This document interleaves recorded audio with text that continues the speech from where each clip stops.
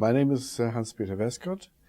I am an internist, and I started to do ultrasound in the year 1982. And with contrast agents, I did the first studies in 1996. At that time, we had Levovis as the agent. That was followed by a second generation agent, SonoView, in 2001. So I'm now head of the Central Ultrasound Department in the Siloa Hospital in Hanover, Germany. And we are performing a lot of ultrasound studies, around about 17,000 a year. And the major interest that we have is, of course, interventions, contrast agents. So we are performing all kinds of studies except cardiac examinations and OBGYN examinations.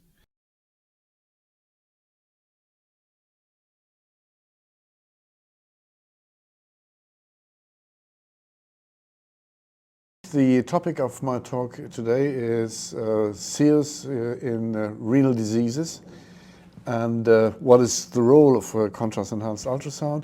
Is it maybe tumor detection? Well, generally not, because we used to use grayscale imaging for detecting renal tumors, but there are certain circumstances under which we would also use a contrast agent for the detection of renal tumors. Second is, of course, the characterization of lesions. And we know that the vessel density of tumors, of malignant tumors, is a prognostic factor. So the question is, do we benefit from using CEUS? The third is staging. Staging is not only a matter of contrast, but we definitely use grayscale imaging for detection of lymph node metastasis. And when it comes to organ metastasis, then of course we use contrast again, for example, for looking for liver tumors or metastasis. Follow-up is important because follow-up means that we look for the contralateral kidney or even the ipsilateral kidney for looking for recurrence of the tumor.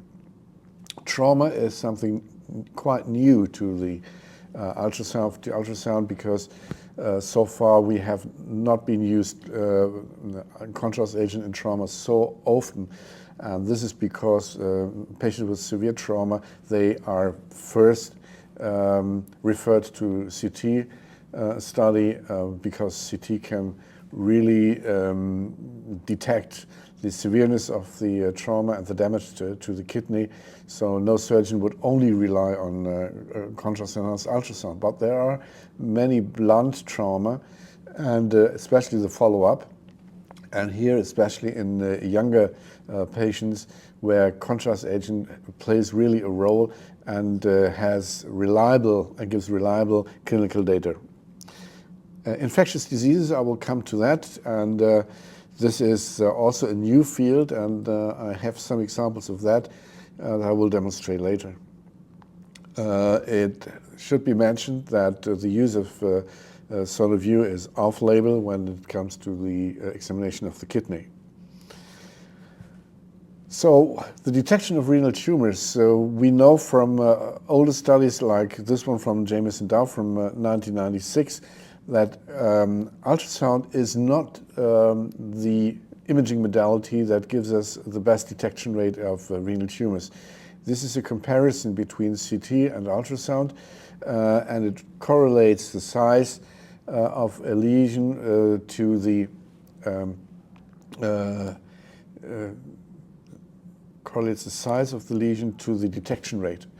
And you can see that below 25 to 20 centimeters, ultrasound is already not detecting all the lesions, and it's going down. And even when you look at CT below 15 millimeter in size cannot detect all the lesions that are smaller. So this gives us an idea why ultrasound is not that perfect in detecting focal renal lesions. So this is a patient with a breast cancer, and she underwent a CT study before, and CT study said, well, we see a metastasis in the right kidney. So this is the right kidney in the 2 scan planes. And the question is, do you see the tumor? And I have to confess, I didn't see the tumor. So we added contrast. And by adding contrast, you can see this is a cross-section study of the right kidney. We used 0.8 ml of center view. And here you can see quite clearly the lesion. And it is not that small. It is a little bit more than 2 centimeters in size. And this is the longitudinal plane, second injection. And here you can see a hypovascularized tumor of the right kidney. Okay, it is maybe even more interesting to look at the patients with a history of renal cell carcinoma, because we know that there is a certain number of cases in which these tumors arise in the contralateral kidney. Like here in this patient, he has underwent nephrectomy 10 years ago due to an RCC, and grayscale ultrasound detected at least 2 lesions that you can see quite clearly on both scan planes. So the question was, is a nephron-sparing surgery still possible in this patient? And this was the question not only of the patient but also of the urologist. So we studied this patient, and you can see each lesion that you can see on the right part of the image that is dark, that is hypovascular, represents a metastasis. So we counted 17 in this loop, and histology detected altogether 22 RCCs. So a nephron sparing surgery was not possible anymore. Renal tumors and statistics. I show you some numbers that are quite interesting. One is regarding the tumor size and its character. We know that lesions below 1 centimeters are mostly benign, not mostly, but around about 50% are benign. And if you look at lesions exceeding 7 centimeters in size, only 87% are malignant. But what is much more interesting is when you look at the outcome after imaging modalities have been applied in these patients. So there is one study showing that 376 patients who preoperatively have been diagnosed with malignant lesions, intraoperatively and by histology, only 21% were benign. So this clearly shows that there is a deficit in the imaging modalities in making a reliable diagnosis what the character of a focal renal lesion is. So compared to CT and MRI, does CEUS provide an equal or high diagnostic confidence? I'm sorry for this image. It's an image that comes from a cartoonist from Germany, and it obviously looks quite critical upon radiological examination techniques. So what is the challenge that we are facing? Number one is, does CEUS help in the differentiation of solid tumors, benign versus malignant? What are the predominantly solid lesions? It's the RCC, number one. And can we differentiate RCCs from renal metastasis? Can we differentiate RCCs from AML, from lymphoma, from oncocytomas, leiomyomas, and other tumors? So this is the question, and I give you some of the examples. First of all, what entities do we face in RCCs? There's number one, 70% are clear cell carcinomas. They have a relatively poor prognosis, are characterized by a high vessel density, and characterized genetically by a suppression of the P3 gene, responsible for the suppression of neovascularization. Then 10 to 15% are represented by papillary RCCs. They have a slightly better prognosis, and they have a lower vessel density. The chromophobe RCCs have the best prognosis. They have a very low vessel density. And very seldom are the duct Bellini carcinomas, making up 1%, and they arise from the collecting duct tumors. Okay, so this is the typical finding on grayscale image. of a renal cell carcinoma. You can see some necrotic areas within the tumor, and the tumor is exceeding the renals. And this is the color Doppler image. You can see only very, very few vessels within the tumor. And if you look at the CEUS examination, you can clearly see why that is the case, because blood flow is slowly, and the vessels are very tiny. And they come from the outer part of the tumor going to the center. And you can see within the tumor that the vessel density is changing. In the center of the tumor, there is a lower vessel density expressed by a lower enhancement level. Okay.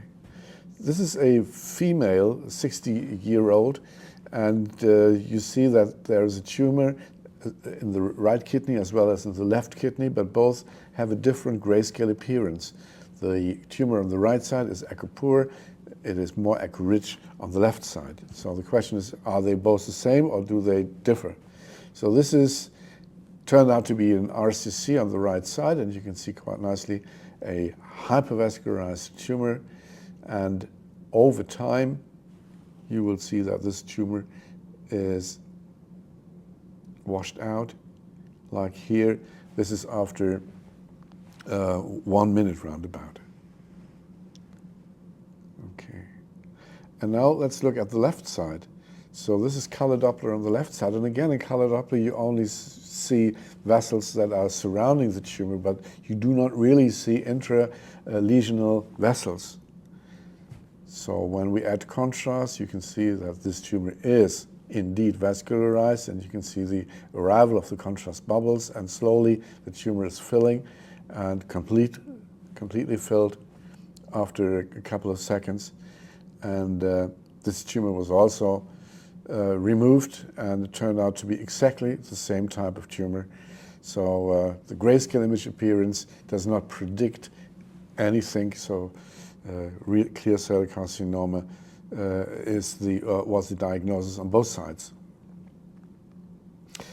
The papillary renal cell carcinoma is less vascularized. As you can see on the image, the contrast image on the right side, you can see an early arrival in the normal renal parenchyma, and very slowly you can see an enhancement of the tumor. And this tumor is washing out quite quickly. This is another example of a patient that was diagnosed by CT and by CEUS as an RCC, but histology said it was an oncocytoma. It was not a malignant tumor. And here you can see the appearance after 14 seconds. You can see after 14 seconds it is nearly not enhanced. After 24 seconds you can see some vessels in the tumor, and the vessel is maximum enhanced after 29 seconds, and after 56 seconds the tumor is washed out from contrast agent. This looks similar, except that the echogenicity of the tumor, of this tiny tumor that is measuring 11 millimeters, this tumor is echo poor. But the contrast behavior is the same, and this was a papillary renal cell carcinoma. This is a bigger tumor, measuring maximum size was 6 centimeters, and you can see after 9 seconds an enhancement that is of the tumor that is less enhanced than the renal parenchyma. After 15 seconds, you have an iso enhancement between the tumor and the renal parenchyma, and after 28 seconds, it is slightly washing out, and this was an oncocytoma. So CEUS, as a conclusion, cannot reliably differentiate between solid renal tumor entities. So this is another patient with a hematuria, and what you can see in this patient is a small and moving solid lesion in the renal pelvis. And of course the question was, is this clot or is it really a tumor? And giving contrast, you can see that it was a urothelial carcinoma. It takes up contrast, as you can see it here. So it's a hypervascularized tumor that is moving under the urine production. This is, of course, easy to diagnose from grayscale image. You can see a huge urothelial carcinoma invading the renal parenchyma and giving contrast. It might be a problem because the urothelial carcinomas take up, or are highly vascularized and take up contrast comparable to the amount of enhancement that you see in the renal parenchyma. Have in mind that our contrast agent is a strictly intravascular agent, and it's not being extracted in the urinary tract. So after nearly 2 minutes, you can see that the tumor starts to wash out, but it is not that clearly as in the other tumor types. AML and contrast-enhanced ultrasound. We found out AMLs may be hypovascularized, isovascularized, or hypervascularized compared to the renal parenchyma, and we have not found any specific criterion that allows us to differentiate AMLs from other solid renal tumors.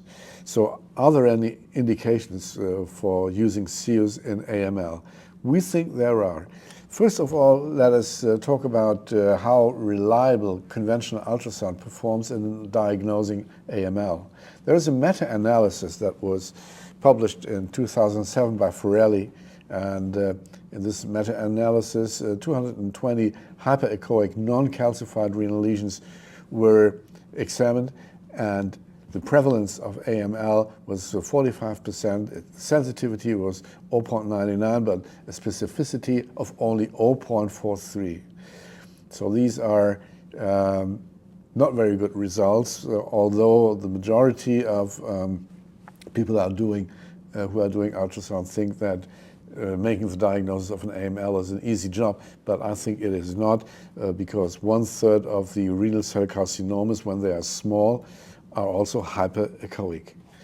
So far, there's no evidence that CEUS will increase the diagnostic confidence in characterizing AML. But how do other imaging modalities perform? And I told you before, we have round about 20% misdiagnosed RCCs. So this is a study published by Tonkali in 2004. And you can see that these are tumors that are diagnosed as RCC and are referred to a center for RF ablation. So out of these 27 suspected RCCs, only 10 were benign. And they found out because these tumors were all biopsied. And when you look at the final diagnosis, then you can see that angiomyolipoma was the diagnosis in 4 out of the 10, and the complicated and hyperdense cysts were 5, and there was 1 focal bacterial pyelonephritis. So what is the role then of ultrasound and especially of contrast agent in AML? So if AML is proven by CT and or MRI, size and vasculature matter and define the risk of bleeding, because the risk of bleeding is the challenge to find out who is at risk. Please have in mind that 5% of AMLs, or in 5% of AMLs, imaging fails to prove intralesional fat. Now this is from a study from Yamakado in 2002 published, and they correlated AML and the risk of rupture. And you can see on the left side the size of the intralesional aneurysms to the likelihood of rupture. And on the right side, the tumor size and the aneurysm size were correlated to each other. And of course, with the rising size of the tumors, the aneurysms also get bigger. So this is also from the publication of the same group from Yamakado, showing huge aneurysms in AMLs by angiography. Now, this is a hyper-echoic renal tumor measuring 7 centimeters in size. The AML was proven by CT and described as hypervascularized AML. You can see the lower pole of the left kidney on the left and also on the right side. And now let's look at the contrast study. And in the contrast study, you can see the intralesional artery branching into at least 3 aneurysms that you can see quite nicely on this left image here. And on the right side, we did a accumulation mode. And the accumulation mode shows quite nicely the vasculature and the streaming blood into this aneurysm. Okay, cystic lesions. Now, CEUS uses the Bosnia classification that is well known in the other imaging modalities like CT and MRI. And this is what you can see on grayscale image. So this looks like a simple cyst with a C5-1 probe. But if you use a high-frequency probe, as you can see it here on the right side, you can see some internal echoes within the cyst. So this is definitely not a simple cyst anymore. So then we injected contrast. And injecting contrast, you can see this was a renal cell carcinoma with huge amounts of necrotic areas. And that was confirmed, of course, by surgery.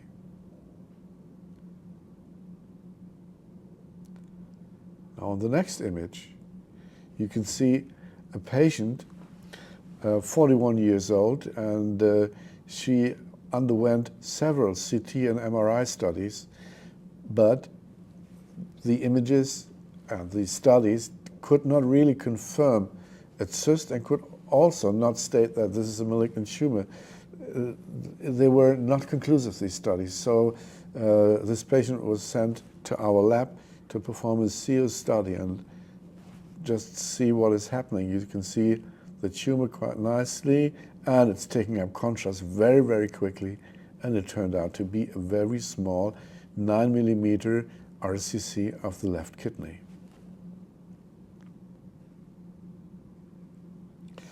This is a cystic tumor within a cyst. This is the grayscale appearance on the left side, and on the right side you can see the 3D image of this tiny cyst that has multiple septa in it.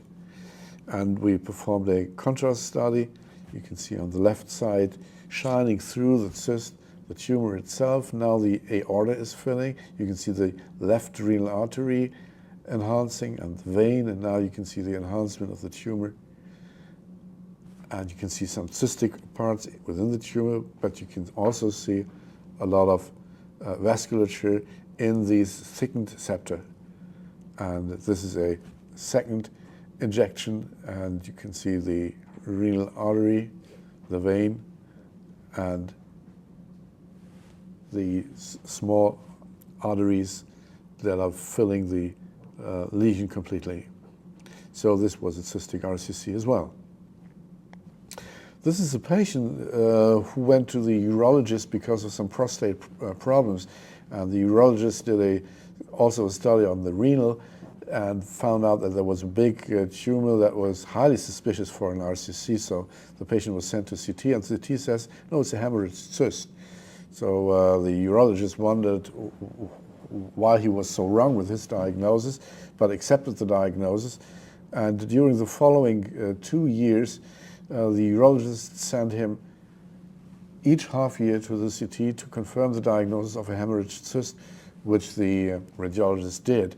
But then the urologist sent this patient to the next hospital, and they looked at all the CT studies and said, well, this is a hemorrhage cyst, but in order to make it clear, we will puncture this cyst or this hemorrhage cyst.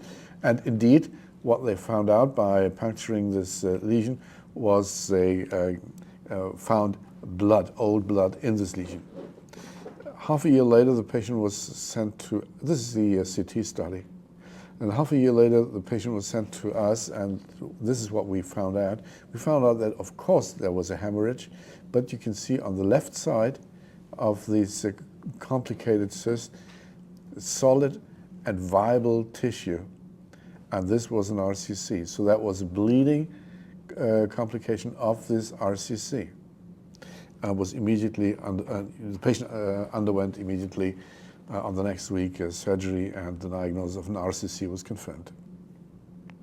This is another patient, 30-year-old, and incidental finding on the left kidney, upper pole. And when you inject the contrast, then you can see, in contrast to the patient that we previously saw, no enhancement within this cyst. So why is it so echogenic, this cyst? And the answer is the patient had a severe accident 10 years ago, and with some broken ribs. What you also can see on this image is a glare artifact. So this is an artifact due to the superimposed spleen. So that gives, this is artificial, this is not a vascularized, this is not vascularized tumor.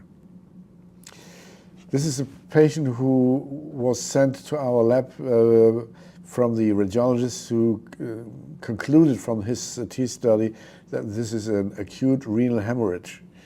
And we were looking at this left kidney and could hardly see the left kidney in its normal shape. But when you look very carefully on the left image, then you can see that around the renal there is a echo-poor rim. And when we performed the ultrasound contrast study, then you can see that there are two renal arteries, and then you can see quite nicely that you have a rather normal vasculature of the left kidney, and you have an enhancement of the echo-poor margin that is around the kidney, and this is a typical finding for non-Hodgkin lymphomas. So this patient did not undergo surgery, but biopsy, and biopsy confirmed the diagnosis of a non-Hodgkin lymphoma. Okay, now this is here the image after 1 minute. Then you can see that the echo-poor margin around the kidney is now washed out. This is a 70-year-old boy who had a skateboard accident, hematuria. This is the grayscale image. This was done, the very first study was a CT study, and the follow-up was being performed in our lab with contrast. And here you can see the appearance of the laceration of the left kidney. Here you can see the perfusion defect. What you can also do is especially for control studies, you can do it in 3D. So this is during the arterial phase, the 3D study of the left kidney. I can see quite nicely the defect in the middle of the kidney and how close this laceration was to the major renal vessels. Pyelonephritis, pathophysiology and imaging, we have to know something about that. Toxins from Escherichia coli, which is the most common cause for pyelonephritis, induce a reduction of the muscle tonus of the ureter, thus favoring the ascension of bacteria to the renal pelvis. And the bacteria will cause, and the infection will cause a thickening of the wall of the collecting system and a segmental or global vasoconstriction and perifocal hypervascularization. Abscess and progressive destruction may occur without treatment or with an unsuccessful treatment. So pyelonephritis is looked upon as a clinical diagnosis, but persisting fever or pain over more than 72 hours are indications for imaging procedures in order to find out the underlying cause, complications of the disease. So this is a patient with fever and persisting flank pain. You can see on the left image some renal sweating, and on the right you see a thickened pelvic and ureter wall. And this is the segmental hypovascularization that you can see when you inject the contrast. You can see on the right side the still image that is taken from the loop on the left side. And you can see a rather clear hypovascularized segment on the lower third of the right kidney. Another patient, when you look at, she had also pyelonephritis. Persisting fever was the indication for this study. And you can see the right renal, that looks very normal, but when you look very carefully at the lower pole, just below the lower pole, you can see a little amount of free fluid. And then we added contrast, And as a surprise for us, we saw some tiny cystic-looking areas in the upper pole of the right kidney. So this is in February. And on the control, 4 weeks later, so they discontinued the antibiotic therapy, they changed the antibiotic therapy, and she was then dismissed from hospital, and 4 weeks later she came back to us for the follow-up examination. And you can see now that all these cystic areas in the upper pole of the right kidney have disappeared. So no more pathological findings in B mode and in CEUS. And this is another patient, severely ill. He is suffering under diabetes, renal failure. He had sepsis, loss of weight, and this is the left kidney. And you can see also renal sweating. You can see on grayscale a thickening of the renal pelvis and the ureter wall. And when we now look at contrast, then you can see, of course, that we have a hypervascularization around this abscess at the lower pole. And on the next image, you can see what we did. We punctured this abscess in order to have a diagnosis which of the bacteria is playing a role here. This is the grayscale image again with a high-frequency probe. What we are doing now, when the needle is inside the abscess, then we give contrast agent within the abscess. So then you can see the filling of the abscess. But surprisingly, you do not only see the abscess, but you can see a narrow bridge going into the renal pelvis. So now the renal pelvis can be seen. And when you wait a little bit and inject another portion of contrast agent, then you can see you have a complete filling of the renal pelvis that is enlarged. So the patient got a catheter in the right renal pelvis. The antibiotic therapy was intensified, and then you can see 3 months later, you can see the result. The catheter in the left pelvis was withdrawn, was removed, and you can see now the thickened ureter wall. That was very impressive for us, and we now looked with color Doppler, and with color Doppler you can see something that is very nice, and that may be the explanation for also one argument for why this infection took place. You see the blue color within the lumen of the ureter, and that is indicating a wrong flow direction. So there's probably a VUR, a vesico-ureteral reflux. And you can see that the wall of the ureter is hypervascularized. So when we add contrast at this stadium, then you can see that the wall is hypervascularized, and in the upper third you can see the draining vein of the ureteral wall.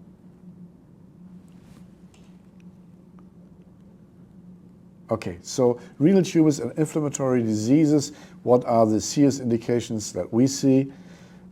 Pseudotumors, yes, if you are in doubt and if color Doppler does not help, pseudotumors are an indication for administering a contrast agent.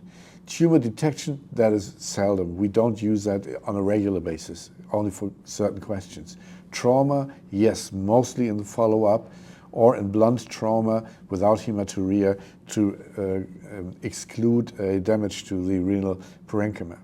Cystic tumors or complicated cysts, yes, and this is definitely the #1 indication for using contrast agents. Solid tumors, not in general, because I pointed out that contrast agent is not that helpful in differentiating tumors, different tumors from each other. Inflammatory tumors and pyelonephritis, yes, in certain cases, as I just showed. Non-Hodgkin lymphomas, yes, because non-Hodgkin lymphomas mostly regard the vasculature of the renals, so they are still preserved, and you can see the major vessels running through the tumor. So by this you can differentiate the non-Hodgkin lymphomas from solid tumors. Tumors that are difficult to differentiate from neighboring organs like adrenals, pancreatic tumors of the tail, retroperitoneal masses, sarcoma. Yes, contrast agent may help in these cases. So thank you very much for your attention.